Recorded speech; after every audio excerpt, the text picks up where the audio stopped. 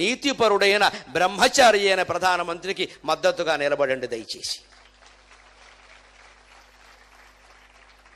ఆ వ్యక్తికి కూడా ఏమన్నా జరిగింది అంటే గుండెల్లో బాధతో చెబుతున్నా, ఇక దేశాన్ని రక్షించేవాడు లేడమ్మా, ఆయన మరో హనుమంతుడు, మరో భీష్ముడు. నాకు పార్టీలతో నిమిత్తం లేదు, నాకు ఆయన అంటే అభిమానం. ఆయన ఖచ్చితమైన నిర్ణయాలు ఉన్నాయి. వీళ్ళకి లొంగే మనిషి కాదు ఆయన. ఆయన పార్టీ మారినా నేను ఆయన అభిమానిస్తే, ఎందుకంటే నా వ్యక్తిత్వం ముఖ్యం, మనం అక్కడ పార్టీలు ముఖ్యం కాదు. అటువంటి వాడు కూడా కాపాడలేకపోతే ఇంకేం చేయలేమని మనం వదిలేసినట్టే లెక్క. ఈ విమర్శిస్తున్న పెద్ద మనుషులు 20 ఏళ్ళుగా 60 ఏళ్ళుగా 70 ఏళ్ళుగా ఏం చేశారో మనకి తెలుసు దేశాన్ని. ఆ శక్తి బ్రహ్మచర్యం వల్ల వస్తుంది.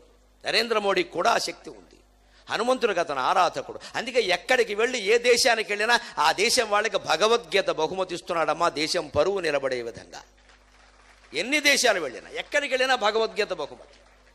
అమెరికా వెళ్ళి 9 రోజులు ఉంటే అనుకోకుండా ఆ 9 రోజులు దసరా నవరాత్రులు అయితే మీరేమన్నా అనుకోండి, మీరు ఎంత ప్రధానమంత్రి అయినా అవ్వండి, అధ్యక్షుడు అవ్వండి, నేను ఈ 9 రోజులు అన్నం తినను, కేవలం నీళ్లు తాగుతాను, నిమ్మరసం తాగుతాను, నాకు అదే ఇవ్వండి అని ఇతర మర్యాదలన్నీ పక్కన పెట్టి తన దుర్గాదేవి భక్తుని చాటుకున్న ఏకైక లౌకికవాది, ఏకైక భారతీయుడు నరేంద్ర మోదీ.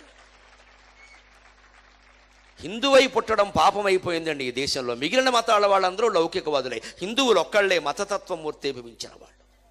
హిందువులకి ఈ దేశంలో కూడా గౌరవం దక్కకపోతే విదేశాల్లో ఎక్కడి నుంచి దక్కుతుందండి?